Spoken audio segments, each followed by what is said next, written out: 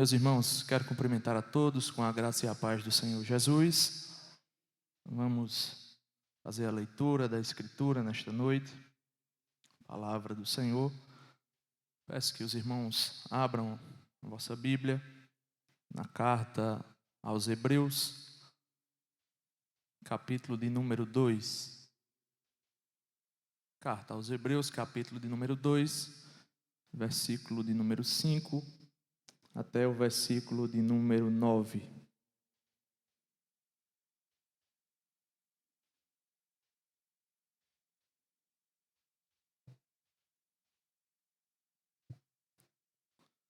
Todos encontraram, meus irmãos? Amém? Nos diz a palavra de Deus, versículo de número 5, capítulo de número 2. Nos diz a Escritura: Pois não foi a anjos que sujeitou o mundo que há de vir, sobre o qual estamos falando. Antes, alguém em certo lugar deu pleno testemunho dizendo que é o homem que dele te lembres, ou o filho do homem que o visites. Fizeste-o por um pouco menor do que os anjos, de glória e honra o coroaste, e o constituísse sobre as obras das tuas mãos. Todas as coisas sujeitaste debaixo dos teus pés. Ora, desde que lhe sujeitou todas as coisas, nada deixou fora do seu domínio. Agora, porém, ainda não vemos todas as coisas a ele sujeitas. Vemos, todavia, aquele que por um pouco, tendo sido feito menor que os anjos, Jesus, por causa do sofrimento da morte, foi coroado de glória e de honra, para que pela graça de Deus provasse a morte por todo o homem. Até aqui a palavra do Senhor. Vamos orar, meus irmãos. Querido Deus, aqui está a Tua palavra. Te pedimos, ó Deus, que o Teu Espírito, nosso bom e fiel ensinador da Escritura, que Ele possa, nesta noite, falar ao nosso coração, que Ele possa nos dirigir e que a Tua palavra, Senhor, faça a Tua vontade nesta noite, porque nós sabemos que a Tua palavra, ela não volta, Senhor, sem fazer os efeitos que Tu nos propuseste. Por isso, nós Te pedimos que abençoe, que abra o nosso coração e o nosso entendimento para a glória do Teu nome, em nome de Jesus. Amém. Podem sentar, meus irmãos.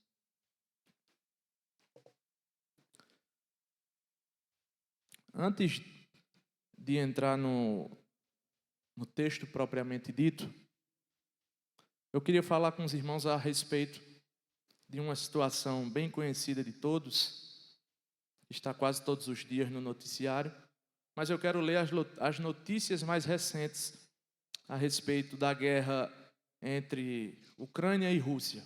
Os noticiários recentes dizem mais ou menos assim: a Ucrânia tem realizado esforços contínuos para recuperar territórios ocupados pela Rússia, com avanços notáveis em várias frentes.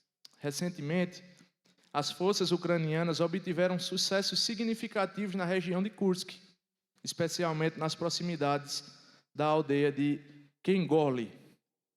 Utilizando tecnologias avançadas como imagens térmicas e táticas coordenadas, as tropas ucranianas conseguiram infligir perdas subterrâneas às forças adversárias, incluindo soldados norte-coreanos que apoiavam as operações russas.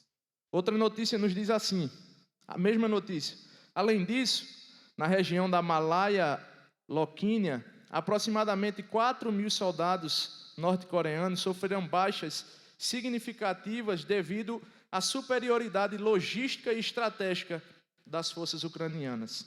No entanto, fatores como o clima frio e a neve também favoreceram as operações ucranianas, destacando a presença inimiga e facilitando os ataques. No entanto, a contraofensiva ucraniana enfrenta desafios, incluindo a falta de armas estratégicas, como aviões F-16, e restrições impostas por aliados ocidentais. Esses fatores contribuem para um impasse em algumas linhas de frente, limitando o ritmo dos avanços ucranianos.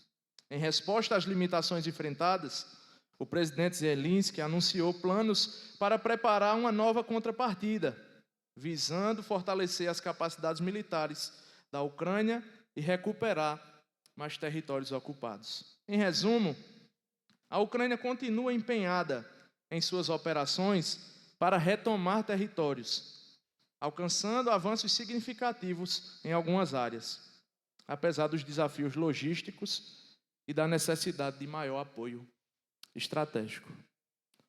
Essas notícias elas estão todos os dias nos telejornais, na internet, e todo mundo tem acompanhado desde 2022 a luta para que a Ucrânia recobre ou resgate aqueles territórios perdidos pelas invasões russas durante a guerra. E essas batalhas, como qualquer outras, elas têm avanços e retrocessos, como nós falamos no texto. Elas são uma mescla de vitórias e de derrotas, de felicidade e de tristeza, né? Apesar de ser uma guerra e dever não existir felicidade, sempre que as tropas da Ucrânia vencem as tropas russas ou vice-versa, há um contentamento por causa do território.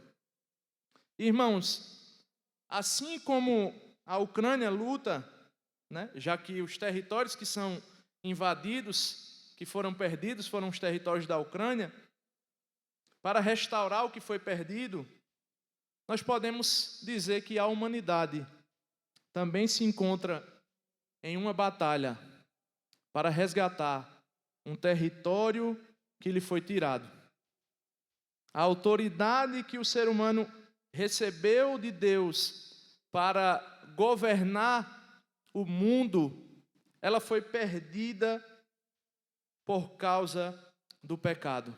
Desde então, o homem tem se empenhado para procurar soluções para a humanidade. No entanto, nós vamos observar que a esperança para a retomada dos territórios perdidos só existe em Cristo Jesus. É aqui que o autor está nos falando que o plano que o Senhor desejava para a humanidade, ele só pode ser reconstituído, ele só pode ser agora reconquistado através de Cristo, do novo Adão, do Filho do Homem, que o texto nos apresenta. Só para nós relembrarmos até aqui, o autor da carta vem desde o início defendendo e provando pelas Escrituras a superioridade de Cristo. Primeiro, ele prova a superioridade da revelação feita por Cristo em relação aos profetas e em relação aos meios que Deus usou. Depois, o autor faz um belo contraste entre Cristo e os anjos, colocando os anjos na condição de criatura, Cristo na condição de Criador, os anjos na condição de servo, Cristo na condição de Senhor. No capítulo de número 2, há uma exortação para que os irmãos se apeguem às verdades que o autor antes tinha proclamado no capítulo de número 1. Mas no capítulo de número 2, ele retoma novamente o tema da superioridade de Cristo em relação aos anjos. O autor demonstra na Escritura que os irmãos conheciam que Cristo era em tudo superior aos anjos. E nós vamos ver, basicamente, irmãos, que Jesus veio, nessa passagem, como o autor afirma, para restaurar o domínio e a glória que foram originalmente destinados à humanidade. Ele não apenas reconquista o que foi perdido, mas nos garante uma vitória completa e eterna. Nós vamos ver esse texto basicamente em 3 partes. A primeira dela, a perda do território. A segunda, a pessoa do conquistador. E em terceiro lugar, os estágios dessa reconquista. Como nós observamos, quando nós falamos do cenário de capturar ou recapturar territórios, envolvem estratégias, pessoas e os meios. Certo? O homem perdeu o domínio, mas Deus providenciou um reconquistador, Mas esse reconquistador teve que seguir alguns meios para executar, de fato, essa reconquista dos territórios. Então nós vamos ver, em primeiro lugar, por que o homem perdeu o seu território. O autor começa nos dizendo que não foi aos anjos que Deus sujeitou o mundo que há de vir, sobre o qual estamos falando. Antes, em certo lugar, deu pleno testemunho. O autor aqui está fazendo, irmãos, mais uma citação. Os irmãos vão se lembrar que no capítulo de número 2, ele fez cerca de 7 citações do Antigo Testamento para comprovar a superioridade de Cristo. E aqui, novamente, irmãos, ele vai mostrar a superioridade de Cristo e o seu reinado através da Escritura. Ele vai citar o Salmo de número 8, os versículos 4 a 6, que é essa citação que nós lemos agora, que é o homem que dele te lembres, ou o filho do homem que o visites. Fizeste-o por um pouco, menor do que os anjos, e de glória e honra o coroaste. Todas as coisas sujeitaste debaixo dos teus pés. Ora, irmãos, quando da criação, se os irmãos observarem Gênesis capítulo 1, versículo 26 em diante, nós vamos ver que Deus, ao criar o homem, deu-lhe de fato poder para dominar sobre todas as coisas. Deus disse que ele dominasse sobre as aves do céu, sobre os peixes do mar, sobre todas as coisas que fossem possíveis. Mas Deus lhe colocou uma restrição, que tão somente ele não comesse da árvore do conhecimento do bem e do mal. Porque, comendo da árvore do conhecimento do bem e do mal, este homem agora estaria sujeito à morte. E o Salmo de número 8, ele pega esse homem que seria ideal, mas ainda assim o considera insignificante diante da grandeza desse Deus. O Salmo de número 8 é um salmo de Davi que fala a respeito da grandeza de Deus. Vai nos dizer lá o texto, mais ou menos assim: ó Senhor, Senhor nosso, quão grande é o teu nome, quão magnífico é o teu nome em toda a terra. É um salmo, irmãos, que ele está embelezando o Senhor por causa da grande criação, por causa das coisas que Deus fez, por causa da grandeza do universo criado, da natureza. E diante dessa grandeza da criação, o salmista se pergunta: quem é o homem para que o Senhor se lembre dele? Ou o filho do homem para que o visites? Mas diz: fizeste-nos por um pouco menor do que os anjos, e de glória e de honra os coroaste. O que o salmista está falando a respeito do homem, irmãos? Que apesar da nossa insignificância diante da grandeza daquilo que nos rodeiam, nós somos a coroa da criação do Senhor. Não foi a natureza criada para nos dominar. Nós fomos criados para dominar a natureza, os animais, as aves, os rios e tudo mais, irmãos, que nós pudéssemos colocar a mão. No entanto, essa condição, ela foi perdida por causa do pecado. O homem que era para ser o vice-regente de Deus, que era para ser uma espécie de rei sobre a criação, debaixo do rei maior, do senhorio de Deus, foi subjugado pela natureza. Aquele que deveria, irmãos, dominar sobre as coisas, vê agora todas as coisas fugindo do seu controle. Aquele que era a coroa da criação de Deus, a única criatura que foi criada após Deus dizer: façamos o homem à nossa imagem, conforme a nossa semelhança. Ele tinha todos os requisitos para ser esse homem do Salmo de número 8. Mas ele não cumpre. Ele não cumpre porque, irmãos, as coisas que nós devíamos ver sujeitas aos homens, elas não estão. Nós sequer temos controle sobre a nossa vida.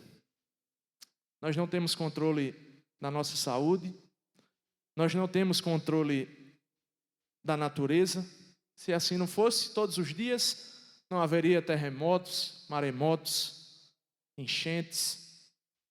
Nós temos tecnologia, mas a natureza nos domina. Os animais que eram para nos ser dóceis, amáveis, eles sentem medo de nós, eles sentem vontade de nos matar, de nos ferir, eles se sentem ameaçados por causa da nossa presença. O homem que deveria subjugar em paz todos esses animais, agora tem que travar uma guerra para lhes ter subordinado. Os irmãos não se encantem, nós não nos encantemos com aqueles leõezinhos que nós vemos nos circos ou mesmo nos zoológicos. Eles não são aqueles animais dóceis.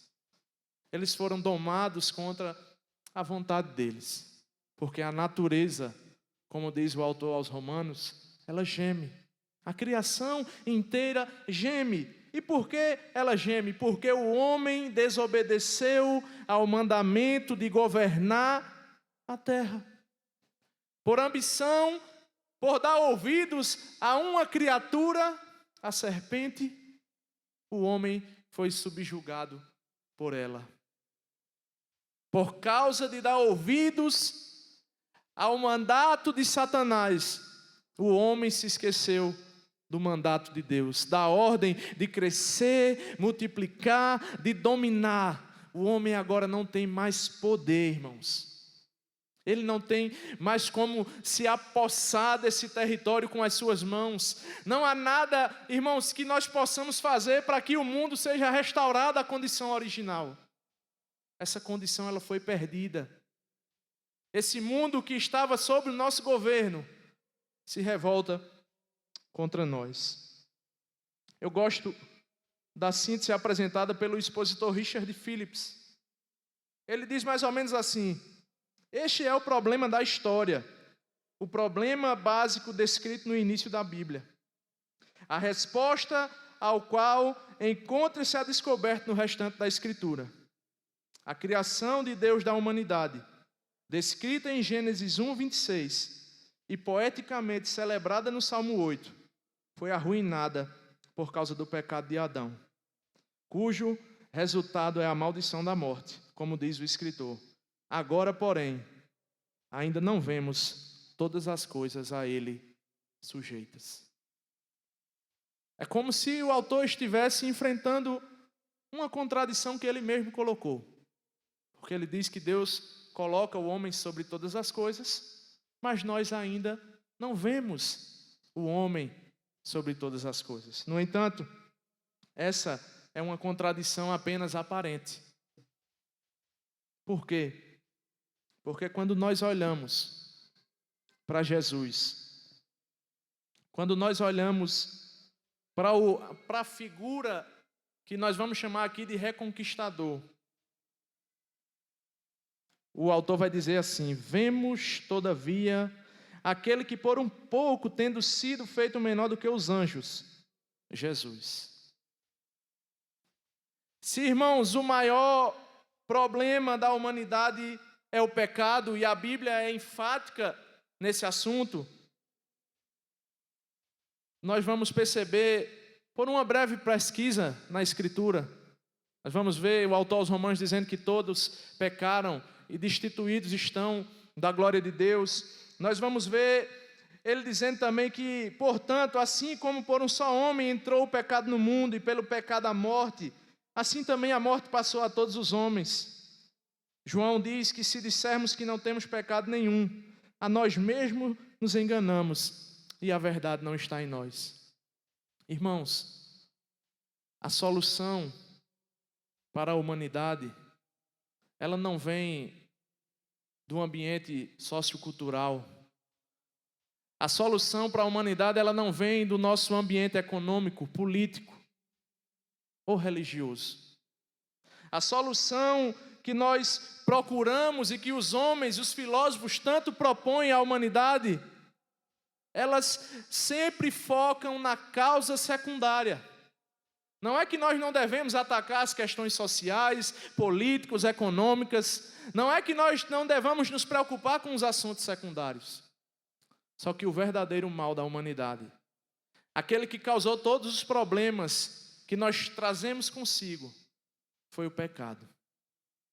Então, irmãos, não importa quantos marabalismos nós tentemos fazer com a criação, com as coisas de Deus, com a filosofia, com a ciência, nós não chegaremos ao estágio desejado, porque o nosso maior problema é o pecado.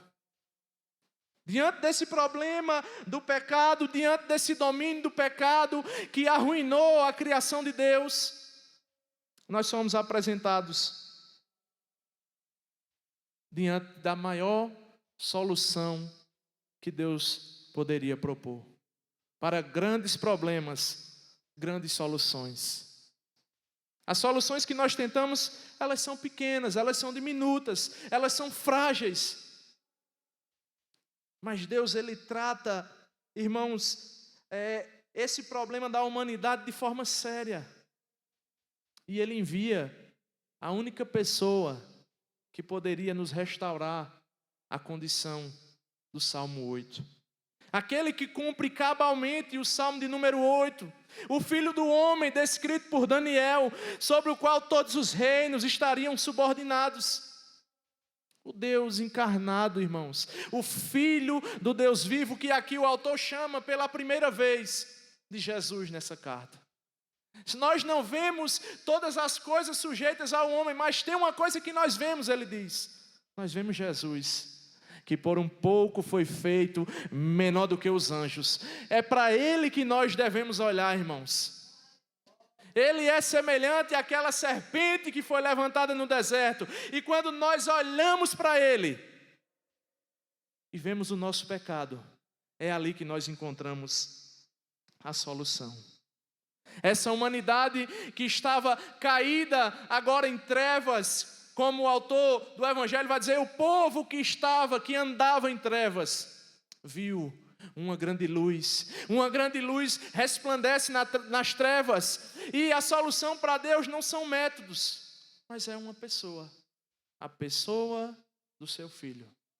Foi necessário, irmãos, que o Deus Filho, a segunda pessoa da Trindade, aquele por meio de quem todas as coisas foram criadas, como o autor já nos disse, aquele que sustenta todas as coisas pela sua palavra, aquele que é Senhor sobre a criação, foi necessário que ele se fizesse semelhante a nós.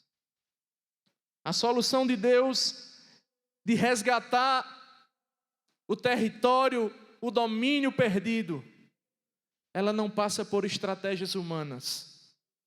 Ela não vem de armas de guerra. Ela não é uma reconquista em partes.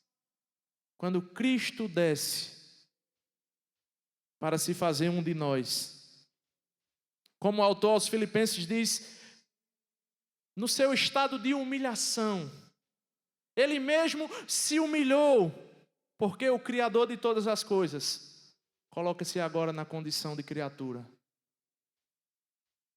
Esse foi o meio que Deus achou para resgatar, para reconquistar aquilo que estava perdido. O autor diz, olhemos, nós não vemos o homem dominando, isso é fato, mas nós vemos Jesus. E em Jesus a nossa esperança se firma. E é bem verdade, irmãos, que se nós olharmos o que o autor está dizendo, essa contradição ela ainda continua. Porque ele diz que vê Jesus, mas se Jesus de fato domina sobre todas as coisas não poderiam estar como estão. Mas isso também não é um fato. E aqui é que nós entramos no terceiro e último ponto. Que para esse processo de reconquista,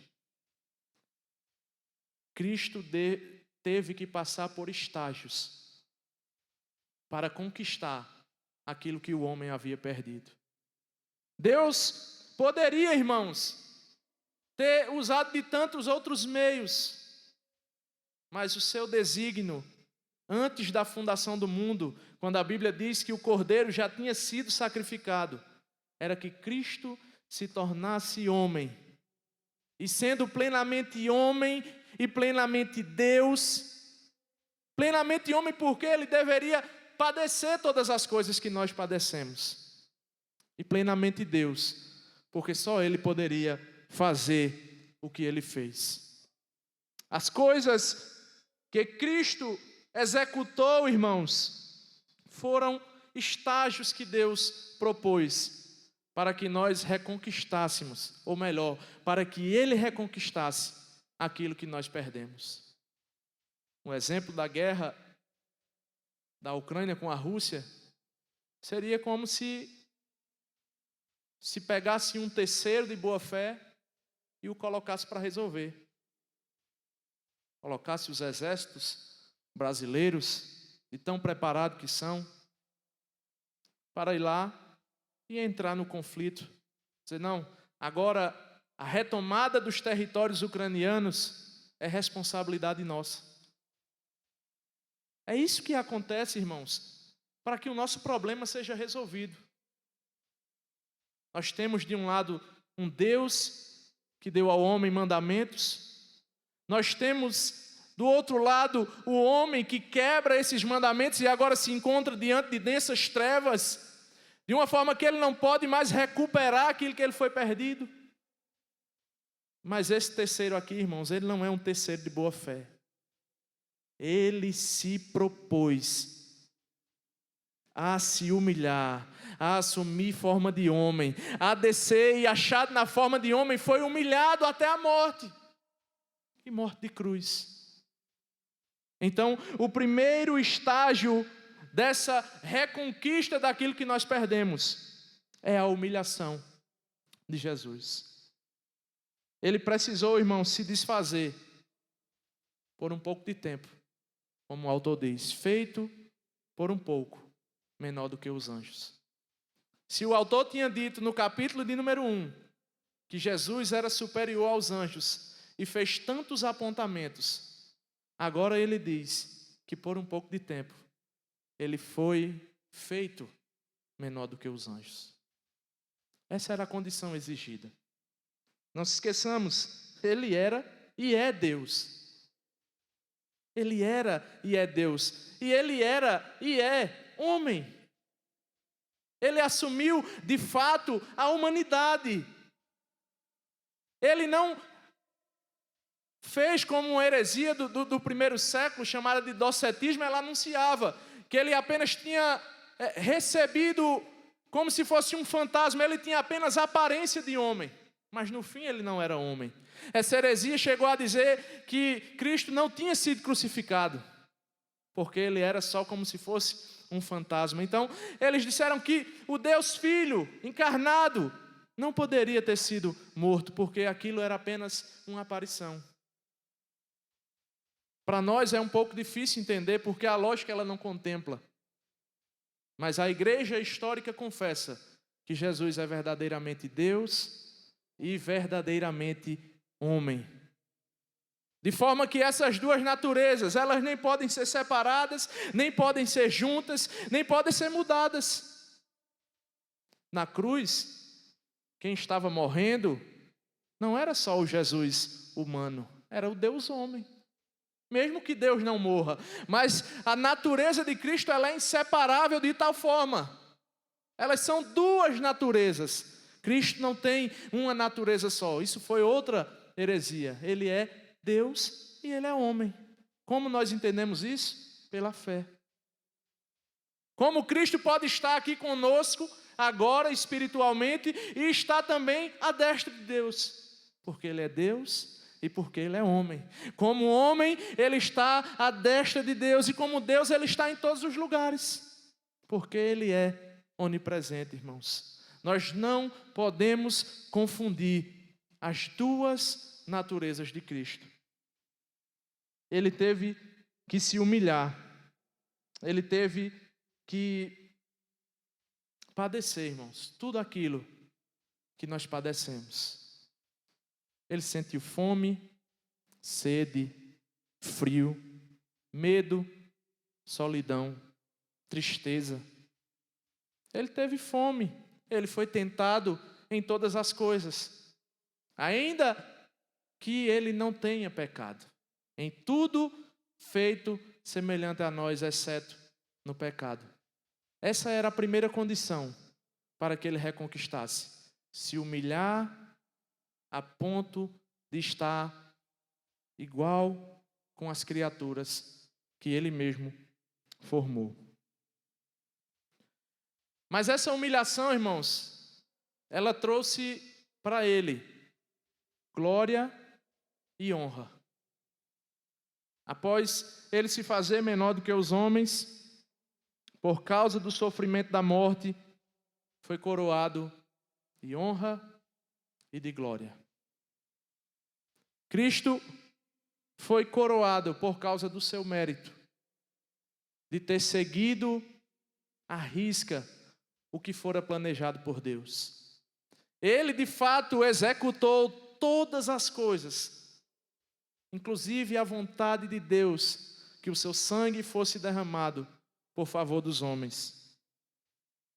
Nas palavras do comentarista Kistemaker, Jesus experimentou a morte em seu maior grau de crueldade, não como um nobre Marte que aspira um estado de santidade, mas como um Salvador sem pecado que morreu para libertar pecadores da morte espiritual.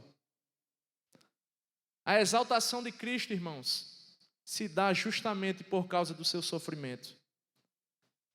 Alguns dizem que a morte de Cristo, ela foi exemplar, mas não. A morte de Cristo, ela foi vicária, ela foi substitutiva. Ele morreu no nosso lugar. Ele padeceu a pena que nós deveríamos padecer. Ele sofreu o castigo que nós deveríamos sofrer, para que nós pudéssemos desfrutar da paz. Se a sua morte é condição de honra e de glória, a sua morte também lhe dá o direito de ser aquele que domina. E esse domínio verdadeiro, de fato, 100% no mundo por vir. Sua exaltação trouxe a ele todo o domínio. Mas antes, na carta, nós vamos ver que o autor disse, Deus dizendo a Cristo: assenta-te à minha direita, até que eu te ponha os inimigos por estrado dos teus pés. A condição de exaltação de Cristo lhe garante o domínio sobre todas as coisas. Se nós perdemos o domínio, Cristo já o reconquistou, mas o reconquistará de fato na sua segunda vinda, quando o seu domínio pleno, irmãos, será de fato executado e todas as coisas que nos assolam pararão de existir. Quando a natureza parar de gemer por ter sido restaurada, por ter sido, como Pedro diz, abrasada pelo fogo e revivificada, reconquistada por aquele que tem direito. Porque se o homem tinha direito, era por dádiva. Deus deu a dádiva do homem ter direito. Mas Cristo não.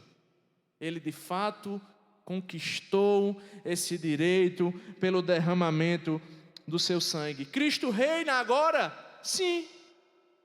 Mas ele reinará, irmãos, de forma plena, quando voltar pela segunda vez, e agora coroado de honra e glória, como aquele que está sentado à destra de Deus, esperando a subjugação dos impérios, esperando a subjugação da morte, do mal, de Satanás e de seus anjos. Todos os inimigos estarão plantados debaixo dos pés do Senhor. Nos parece contraditório dizer que ele já exerce domínio, mas ele já exerce domínio. Ele já domina a sua igreja. Ele já domina os seus servos que tentam dia após dia vencer o pecado. Ele já domina sobre a sua criação, porque ela aguarda o grande dia de ser restaurada, irmãos. Então tudo que nós vemos é sombra de um domínio futuro. Vemos agora Jesus, talvez ele não domine da forma que nós achamos que deveria dominar. O mal não deveria nos assolar, talvez pensemos. Mas de fato, chegará um dia, irmãos, que nada disso que nos assola irá nos assolar. O último passo, irmãos, é a reconquista final. É nós voltarmos à condição original. É o paraíso reconquistado. Aquilo que o homem perdeu e não poderia reconquistar. O Filho de Deus, nascido de mulher, nascido sobre a lei, que se fez maldição para que nós fôssemos salvos. Ele reconquistará o domínio perdido. Ele reconquistará os territórios que nós destruímos. Ele trará a verdadeira paz que o mundo carece, irmãos. Não são soluções humanas, não são meramente coisas que o homem fará, mas o plano de Deus sendo executado. Nós temos um Cristo que foi humilhado. Pela sua humilhação, recebeu honra e glória. E por causa dessa honra e glória, Ele vai exercer o domínio sobre o mundo por vir. E é aqui que o autor diz mais uma vez que Ele é superior aos anjos. Pois não foi aos anjos que subordinou o mundo por vir. Foi a Jesus. Aquele que cumpre de forma total o Salmo de número 8. Um salmo messiânico. Um salmo que fala da esperança. Se você olha para essas coisas, olha para o mundo, olha para todas as coisas e não vê esperança, o autor chama você a olhar para Jesus. Veja Jesus. Olhe para Jesus, porque Ele sim executará tudo aquilo que Deus planejou para a humanidade. Eu quero trazer só algumas aplicações para nós encerrarmos. Nós já falamos aqui, mas o pecado ele precisa ser tratado com urgência. O pecado é o que causa-nos separação entre nós e Deus. Não tem outro meio, não tem outra forma de nós nos aproximarmos de Deus, que não seja confessando os nossos pecados e confiando somente em Cristo. Não existe fórmula mágica, não existe receita pronta que não seja a confissão dos pecados e o reconhecimento do senhorio. Se é uma coisa que nós não podemos fazer, irmãos, se nós não podemos reconquistar aquilo que foi perdido, Deus proveu um que pode reconquistar. Se você se acha limitado, como de fato nós somos, você não precisa executar mais nada, a não ser fazer a confissão dos seus pecados, porque Jesus é o que tem poder para nos restaurar a condição de filhos de Deus novamente. Como criatura, nós perdemos esse título, mas Cristo retoma e nos faz de novo agora filhos da adoção. Nós fomos adotados. Aqueles que confessam a Cristo são adotados na família de Deus, irmãos. Nós somos herdeiros de um reino que está por vir. Ele reina neste mundo, reina para os seus e com os seus. Deus já o colocou acima de todas as coisas. Mas esteja alerta, Ele virá novamente. Jesus Cristo voltará com grande poder e glória. E isto, para uns, é motivo de esperança, mas para outros, é motivo de desespero. E a pergunta que eu faço: para nós encerrarmos, é se você já pertence a esse reino. Você já pertence ao rei que conquistou todas as coisas. Você já pertence àquele que é o dono de todas as coisas. Você pertence àquele que retornará e reconquistará finalmente e cabalmente todas as coisas que ele mesmo criou. Será que você pertence ao governante do universo? Se você não entendeu, se nós não entendemos o nosso real problema, a nossa situação é de desespero. Porque existe, irmãos, um reino que já foi inaugurado. É isso que o autor vai dizer. Ele vos transportou do império das trevas e os trouxe para o Filho do reino do seu amor. Jesus Cristo já reina. Ainda que o mundo não veja, nós pela fé contemplamos o Filho de Deus assentado à destra de Deus e reinando sobre todas as coisas. E a reflexão que fica é: você está dentro desse território que vai ser reconquistado? Você faz parte do povo que vai herdar o direito da reconquista?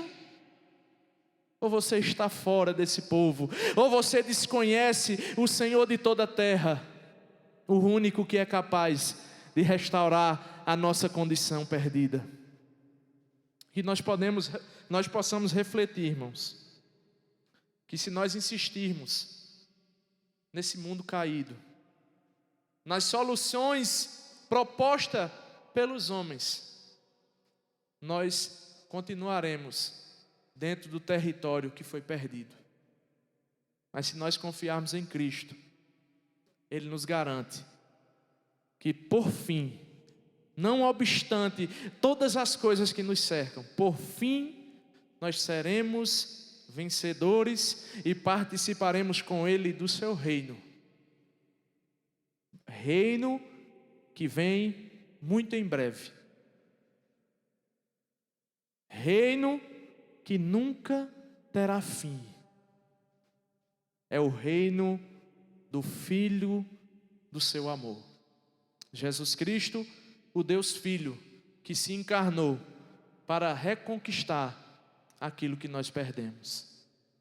Que o Senhor, irmãos, aplique a sua palavra em nosso coração e nos faça alertas sobre o seu retorno. Amém, meus irmãos? Deus abençoe a igreja em nome de Jesus.